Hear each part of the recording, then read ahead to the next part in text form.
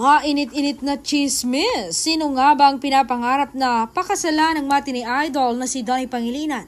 Sino nga ba? Sabi niya, "My dream is to stand beside Belle one day in front of everyone and promise her forever." Dagdag pa niya, "Gusto kong makita si Belle na nakangiti habang sinasabi ko sa kanya ang mga salitang matagal ko nang gustong ipangako na kahit anong mangyari, siya pa rin ang pipiliin ko.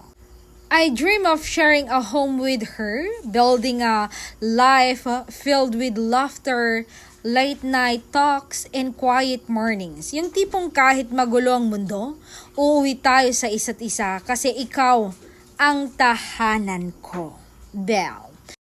Dagdag pa ng aktor, "Sana one day I hope to see you walking down the aisle and as I wait for you. And my dream is to marry you one day.